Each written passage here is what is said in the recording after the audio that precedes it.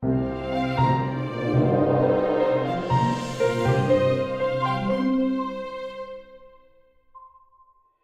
est dans un moment de grande accélération, puisque tout se fait dans l'instantanéité, toutes les communications, dans les marchés financiers, Oui, bien bien sûr. entendu, etc., etc. Mais cette accélération, à mon avis, elle a changé de nature. C'est presque une accélération pour l'accélération.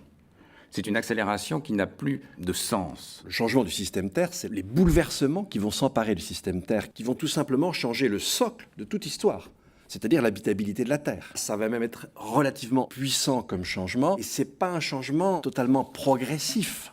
On le voit d'ores et déjà s'accélérer. Le constat est dramatique, mais nous ne serions pas des êtres humains, nous ne serions que des animaux dans la grande famille du vivant si nous n'avions pas l'espoir. Et je pense qu'évidemment, nous avons de façon inaliénable l'espoir que demain sera meilleur. On a en fait une espèce de défi gigantesque. On doit à la fois promouvoir cette question de l'égalité, resserrer les inégalités, ce sans quoi on n'arrivera jamais à rien en matière d'environnement. Si les plus riches ne consentent pas à réduire leur niveau de vie, pourquoi voulez-vous que les autres le fassent ?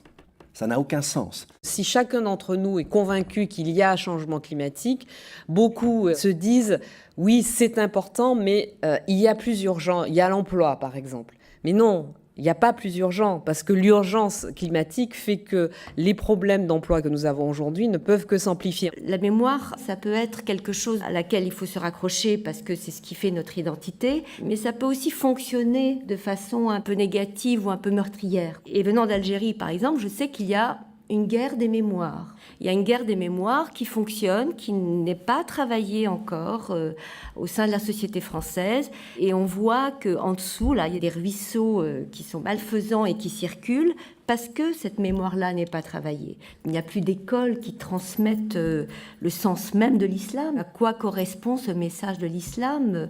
Comment l'islam s'enracine aussi dans sa filiation abrahamique ? On ne sait plus. Et donc c'est cette ignorance qui fait que l'ennemi, c'est l'étranger. On est devant un fanatisme cruel qu'il faudra bien essayer de comprendre et d'en comprendre les mécanismes profonds. Ces 2000 Français qui les ont rejoints, c'est quand même une terrible question pour notre éducation nationale. C'est une question pour les pouvoirs publics, une question pour les responsables musulmans, c'est aussi une question pour les responsables chrétiens. Donc c'est une question, je crois, qui nous est posée de manière lourde. Et je crois qu'être capable de s'émerveiller d'éléments de patrimoine les uns les autres, c'est un élément de communion. Donc on a voulu éradiquer les groupes humains, mais on a voulu aussi éradiquer ce qui constitue une communion. Il faut travailler dès à présent à une responsabilité pénale, mais grave, au sens d'un crime contre l'humanité. Je pense qu'on rentre dans une phase de l'évolution où autant on a accès à une connaissance infinie, autant nos usages font qu'on perd complètement notre mémoire individuelle et aussi notre mémoire collective. Il n'y a jamais de rupture absolue et qu'il n'y a jamais de continuité absolue. Toute société se transforme et l'Église n'a cessé de le faire au cours de son histoire. Tout l'enjeu est de voir quel est le degré de profondeur de cette réforme, jusqu'où aller dans la réforme.